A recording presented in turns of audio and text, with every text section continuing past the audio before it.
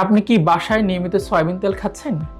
Soybean তেলের কিছু ক্ষতিকারক দিক আছে, যেমন সয়াবিন তেলে থাকে ওমেগা 6 ফ্যাটি অ্যাসিড, যেটি আপনার রক্তে ইনফ্লামেশন বা প্রদাহ বাড়াতে পারে এবং সেটি আপনার হার্টে ক্ষতিকারক প্রভাব ফেলতে পারে। এছাড়াও সয়াবিন তেল যখন বারবার গরম করা হয় বা জাল দেওয়া হয়, সেটি থেকে ট্রান্স ফ্যাট উৎপন্ন হয়, যেই ট্রান্স ফ্যাটটা আপনার হার্টে ব্লক করতে পারে অথবা হার্ট অ্যাটাকের মতো সমস্যা করতে পারে। এছাড়াও সয়াবিনে থাকে আপনার ফাইটোইস্ট্রোজেন নামে একটি জিনিস, যেটি হচ্ছে আপনার হরমোনের সমস্যা, যেমন টেস্টোস্টেরন হরমোনের সমস্যা এবং পিসিওএস নামক বিভিন্ন ধরনের সমস্যা করতে পারে। এছাড়াও অনেকের সয়াবিনে অ্যালার্জি থাকে, যেটা অ্যালার্জি করতে পারে অথবা ত্বকের সমস্যা করতে পারে।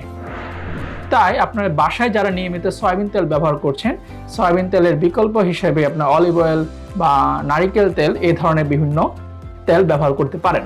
অনেকের প্রশ্ন থাকে যে আমরা সরিষার তেল ব্যবহার করতে পারবো কিনা।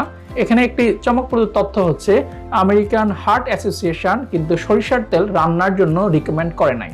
ওনারা বলেছেন যে সরিষার তেল আপনি এক্সটার্নাল ইউজ বা গায়ে ব্যবহার করতে পারেন অথবা সালাদে দিতে পারেন, কিন্তু রান্না করে আপনারা সরিষার তেল খেতে পারবেন না। এবং ইউরোপ এবং আমেরিকায় কিন্তু সরিষার তেল দিয়ে রান্না করার পারমিশন বা অনুমোদন দেওয়া হয়নি।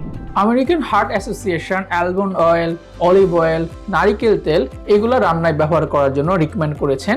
সয়াবিন তেল অথবা সরিষার তেলকে ওনারা ইনহিবিট বা নিরুৎসাহিত করেছেন। কারো যদি এই আপনার প্রক্রিয়াজাত তেল বা ভেজাল তেল বা এই ধরনের খাবার দাবার খাওয়ার কারণে যদি হরমোনজনিত সমস্যা, যেমন টেস্টোস্টেরন হরমোনের সমস্যা, পলিসিস্টিক ওভারিয়ান সিনড্রোম অথবা আনকন্ট্রোল ডায়াবেটিস অথবা হার্টের সমস্যা এগুলো হয়ে থাকে, তাহলে আপনি একজন এন্ডোক্রাইনোলজিস্ট বা হরমোন বিশেষজ্ঞের পরামর্শ নিতে পারেন।